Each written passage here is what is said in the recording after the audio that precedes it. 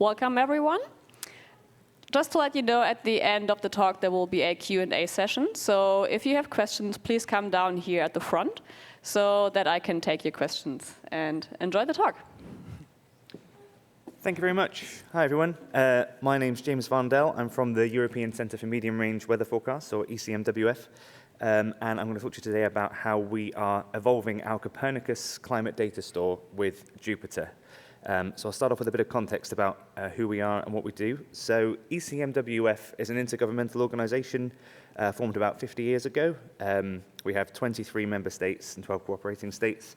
And we have about 400 staff across 3 sites, one in Reading, UK, one in Bonn in Germany, and one in Bologna in Italy. And we're a 24/7 operational numerical weather prediction center as well as a research institution. And we operate 2 of the European Union's Copernicus services, so the Copernicus Climate Change Service and the Copernicus Atmosphere Monitoring Service. So for those who don't know, Copernicus is the European Union's Earth observation program. So it's all about taking Copernicus data from things like satellite data and in-situ observations, but also things like climate model data, ingesting that into the 6 core Copernicus services, including the Climate Change Service and the Atmosphere Monitoring Service, to produce downstream services, things like applications, reports, value-added services for a wide range of users, which include scientists, but also the general public and journalists and policymakers. So it's a wide range of inputs and a wide range of products. So just to go a little bit deeper, the Climate Change Service, C3S, we provide global information to support climate change adaptation and mitigation policies. And CAMS, the Atmosphere Monitoring Service, provides global information related to air pollution, health, solar energy, etc. So I mostly work on the C3S side, so I'm going to talk to you today about the Climate Data Store, or the CDS, which is a web-based data portal. It's a one-stop shop for information about the climate, past, present, and future, all completely free. So you can sign up and access all of the data through the Climate Data Store completely for free. We have a searchable online data catalog with a Python API for accessing our data, plus a toolbox for providing cloud infrastructure plus tools for interacting with our data. And the CDS has been operational since, I think, 2018. We have over 190,000 registered users with 139 data sets, always growing. And we serve about 100 terabytes daily, so over a petabyte a week. And we also have 34 interactive web applications, which are more targeted at sort of the general public and journalists and policymakers. And that's a picture of my colleague Eddie at the physical machines behind the CDS at our data center in Bologna. So briefly, the kind of data sets that we broker through the CDS include things like climate observations, so historical records, plus new measurements from satellites, weather stations, river gauges, and many more. Reanalysis, so this is when we combine models with historical observations to achieve consistent time series in space and time. And these are among the most used data sets in geophysical sciences, so particularly ERA 5, which is the ECMWF's latest generation reanalysis, is far and away our most popular data set that we broker through the CDS. Seasonal forecasts from prediction systems from around the world, which are updated whenever each new forecast is run. And also climate projections, so things like the CMIP models, Cordex, model projections for future climate change based on various greenhouse gas concentration scenarios. So basically we have, as you can see, lots of different types of data providers, lots of different kinds of data, using different formats, different standards. And we also knew that we needed to provide the scientists interacting with this data with tools for processing, visualizing, combining huge data sets and doing things that were interoperable between the data sets, and wanted to provide a consistent way in which to do that. Plus, our data and tools needed to be well documented with examples and training. So the work on the CDS sort of started way back in 2014, around the same time the Jupyter project was really spinning up. So in the initial version of the CDS, we kind of ended up coming up with our own solutions to some of these problems. Obviously, these problems are very common data science problems, very much not just climate science problems. So I'll start off by showing you the solutions we came up with for the first CDS, and then how we are now modernizing the system to make use of Jupyter technologies to hopefully improve the user experience. So as I say, the data that we broker comes from many different providers using different formats and standards. So we need to harmonize this data in a way that once you've accessed one data set, you've got exactly the same interface for all of the data sets, whether it's climate projections or observations. So we provide a simple and consistent web interface for selecting facets of your data through web form, things like the variables or time steps you're interested in. And then we have a nice feature where you can, once you've selected the data you're interested in our web forms, you can then view the API request that's equivalent to that so that you can then run that programmatically in your Python environments. So yeah, we also knew that our scientists needed tools for processing, visualizing, and combining data sets. And this is sort of our sort of Jupyter-like thing that we came up with quite a few years ago. So we produced a simple Python editor that runs in the web browser. So this is a strictly confined environment where we provide a wide range of tools, but no users can't install their own things. So this is all running in Python, but it's all running in the web browser using the tools that we have specifically set up for this environment. And we provide through this interface the full API to our full catalog of data, which means you can interact with this data in the cloud purely through a web-based text editor without having to download any of the data onto your own machine. Plus, we provide something called the common data model, which helps ensure the data is harmonized and interoperable, so all these different data sets can be compared as easily as possible. We also provided some things quite kind of similar to Jupyter widgets. So we had like configurable GUI elements so that we could produce web applications for less technical users. So you can do things like select months of the year or select variables, those sorts of things. Plus interactive visualizations. And we also provided some back-end caching so that once you've processed the big data set once, if you run the same workflow again, you get exactly the same result instantly because you've done it before. And the ability to do things like share your results with other users, and also help and support. So I'll come back to this in a minute because, as I say, this is what we did back in 2014, and we're hoping now to completely replace this with Jupyter Hub and Jupyter Lab. And using that interface, we were able to produce interactive web applications. It's just a basic example of a web application, which are more targeted at the less technical users. So we're completely hiding the code so that they can just interact with the data and hopefully learn about climate change that way. And the final thing I mentioned before was that our data needs to be well documented with examples and training. So back in 2014, we did the standard thing of providing Sphinx documentation with a good API reference guide, with how-tos, examples, all that sort of thing. Plus, our data sets were documented in very static formats, so things like PDFs, simple web content, wiki pages, all those sorts of things. So we are currently in the process of a major overhaul of the entire CDS. It's becoming the CADS, so the Climate and Atmosphere Data Store. So we're combining the Climate Data Store with the Atmosphere Data Store into a single project. And there's lots of things that we want to do as part of this modernization. So part of that is transferring all of those tools that I showed you in our toolbox interface. These were all web service-based tools, and we want to transfer these into just nice open source software that can be run anywhere rather than purely through our platform. We want to redesign our web portal, including improving the framework for ingesting the data sets that we broker. But then crucially, these bottom four things, we want to improve the traceability and usefulness of our web applications by incorporating Jupyter tools into web interfaces. So these are the tools that we target at the general public, but there will be opportunities to interact with certain aspects of these applications through Jupyter, which I'll show you in a bit. We want to replace that bespoke online environment that I showed you before and text editor with a more suitable familiar tool through Jupyter Lab and Jupyter Hub providing the resources. We want to improve the interfaces we have to our ever-growing catalog of climate data sets using Jupyter widgets or IPython widgets.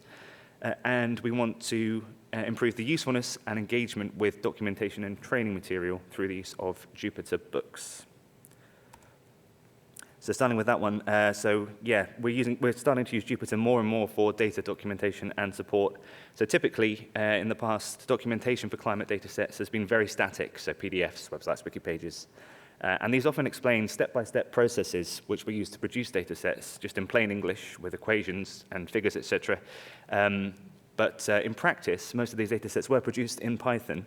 And the data providers do actually have all of that code that they use to produce that data, but then they have to translate that into just plain English to then produce the documentation. But then the users want to rewrite that documentation as Python so they can do the same thing.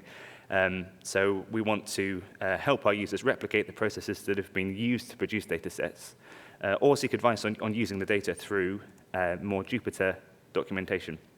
So Jupyter Notebooks help us provide the documentation plus the code to efficiently explain processes with accompanying use cases, which helps our users more quickly understand what's been done to produce the data and also replicate the same processes with their own data. Plus, our wide range of data providers can produce their own examples of how best to use the data, how best to process it, visualize it, which helps really improve the reproducibility of their results. In line with that, but slightly separately, we're also producing Jupyter books. Particularly my colleague, Chris Stewart, has done a really good job of producing some Jupyter books containing many, many examples of interacting with lots of the data in the CDS. So yeah, the typical climate data workflow, or to be fair, the typical data science workflow, I guess, is we start by accessing the data, in this case, retrieving it from the CDS, selecting the data we're interested in, usually in space or time, processing it, calculating long-term averages, for example, and then visualizing the result. And we can do all of these steps, have end-to-end examples, doing every step in the process purely through Jupyter notebooks, and then we can collate these into a Jupyter book. Yes, this provides an ideal framework for collating all of the examples for all of the different ways we can interact with climate data. And then these can be easily reproduced and transferred to users' Jupyter environments for use with other data. And I mentioned before that we're incorporating Jupyter notebooks in dataset documentation, but where there is a lot of synergy between two different datasets, we can actually get providers to contribute to the same central repository of training and examples. So for example, for calculating things like climate indices, which is a very common thing to do in climate science, we can have a single repository of climate index notebooks. And also we have some sister Jupyter books from other Copernicus projects, things like CAMS, and one of my colleagues coined the nice phrase, Jupyter bookshelf. So we have a series of Jupyter books that can then be interacted with by our users. So we have a very simple process for actually ingesting this content. We have data providers who historically have just provided the data along with some documentation, but now we're also providing some notebooks explaining how to use the data and how the data was generated, which we then review. My colleague Eddie came up with the fun acronym SWAMP to say that that must be self-explanatory, well-structured, usable, meaningful, and proficient. So we have an internal review process to make sure all of the notebooks make sense, are easy to use, but also are in line with each other. So we have a consistent feel when interacting with all of our Jupyter content. And then we ingest this directly into the CDS dataset pages and the Jupyter book training materials. So finally, I want to talk a bit about how we want to replace and improve the bespoke web-based Python editor that we created 10 years ago with JupyterLab in the CADS going forwards. And in addition to that, the great features of Jupyter that we can add so that we can improve our users' workflows when interacting with this data. So one thing our users often complain about is that exploring dataset contents through our Python API can be very slow. So I have here as an example an API request for some Era 5 data from the CDS. I think it's quite clear what's going on, but the complicated thing for users is if they're purely interacting with data through the API, they don't, for example, know which variables are available, or for a particular variable, what the temporal extent of that variable might be. And using the graphical web forms tends to be a much better way of getting a quick view of what's available in a data set. So you can see here, for example, all of the popular variables available for Era 5, and then you can select your own. So we've realized that we can actually replicate this kind of graphical interface using Jupyter widgets directly in a notebook. So using our new tools, and this is very much an alpha at the moment, but our users can request a particular data set and then ask for the web form to be generated directly in the notebook. And then when they make their selection of the data they're interested in and click Submit Request, the result is directly stored in the variable that they've set to in their cell. And this mimics the web interface in a nice way to empower users to more easily interact with the data in a notebook without having to jump back and forth between the web forms and the notebook that they're working in. And then we're also providing some convenience tools that are built on top of open source tools, and these are open source tools themselves as well, to do quick visualizations, quick processing. And this is the idea here is to be as format agnostic as possible to empower our users to not worry about whether their data is CSV or NetCDF or GRIB or ZAR, and instead just focus on doing the processing and visualization that they need to do. And we're also providing some tools for transforming the data objects that our users retrieve from the CDS directly into some popular scientific Python libraries like Xarray, Pandas, NumPy, etc. So yeah, in summary, Jupyter is helping us to optimize our workflows by offering the right tools for the right jobs. So GUIs in the right places and some nice, straightforward, high-level APIs, which is helping us to lower the barrier of entry to interacting with climate data. We're trying to make it as straightforward and clear as possible for a wide range of users to actually get hands-on with the data. Jupyter is also helping us to provide an end-to-end workflow through a single interface through the Jupyter Notebook, so going from data access through processing through to visualization, all through a single notebook. And it's helping us to provide a consistent interface between our training material and the development platform that we encourage our users to use, with things like being able to quickly launch a training notebook, for example, in the Jupyter Hub that we provide through the CADS. And finally, I just wanted to show a little example. It might be quite hard to see, but on the left we have an interactive web application. This application actually has an interactive map that you can click on, and it will show you a temperature climatology of any location in the world based on Era 5 data. So in this case, I clicked on Paris, and then we have a little Jupyter button that you can click on, and it will launch this example directly in a notebook. The idea being that it helps our users very quickly go from playing with the data in a nice graphical interface to then understanding how that's been generated for traceability purposes, but also then being able to get hands-on, change the location, play around with, change the data set, play around with it in however they want to using our tools. In summary, we're hoping to start using Jupyter Hub for our toolbox, which is well supported and widely used. Should be a big improvement over our bespoke text editor that we're currently using. We're already using Jupyter Book for documentation across Copernicus services. We want to introduce Jupyter Notebooks into applications to help users engage with them and to get hands-on with climate data, plus using Jupyter widgets to improve our interfaces wherever possible. And the new Climate and Atmosphere Data Store will be launched in beta later this year with a full release in 2024. So thank you very much, and happy to take any questions.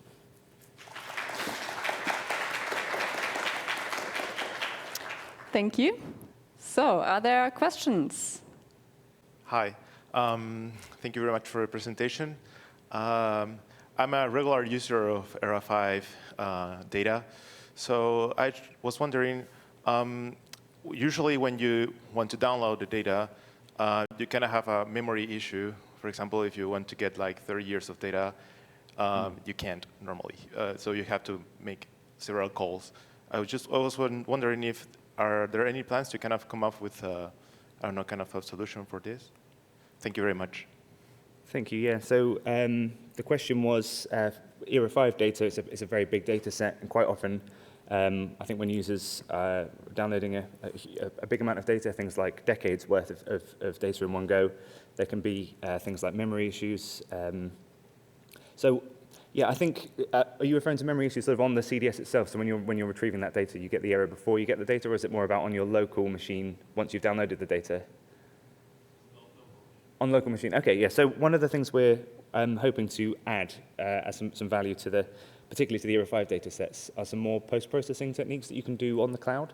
So when you request, for example, 30 years of data, in general, I guess a lot of our users are keen to do things like calculate a long-term average or trend based on that data. Or maybe they're interested in a time series for a particular country or point around the world. And we want to add more and more tools that help you do that sort of data reduction on the cloud. So you don't have to download all of the data first to do all of your processing. So you can do as much of it as possible on the cloud level. So including in your request, for example, I want 30 years of data, and I want that to be an average over the whole period, so that I get a nice process result that's much smaller and easier to handle on the local level. I don't know if that answers your question. Yeah, cool. Thanks. There's one more question over here. Hi. How do you were talking about, I think you were calling it like Jupyter Bookshelf or something like that. So you have all these Jupyter notebooks. And how do you keep them relevant like you have your review process and they go into the system, but then how do you make sure that they're not stale or that the dependencies, version control stays relevant? Thanks. Sure, thanks. Yeah, so the question's about Jupyter books and how we make sure we keep those relevant and keep the content up to date and stop it from going stale. It's a good question. So I don't personally work on the actual production of the training material, but I know that we do regular training events, and following those events we do things like user surveys, make sure that people can give some feedback on what they think of the notebooks, whether they've worked for them, whether there's anything about them, anything they want to add or anything that wasn't useful. So we have this sort of iterative approach, making sure we keep talking to our users and hearing from them what they want to see, and whether there's anything that we need to change or update. So it's they're regularly updated and changed. Yeah. Okay, no more questions. Then thank you very much, and enjoy the rest of the conference.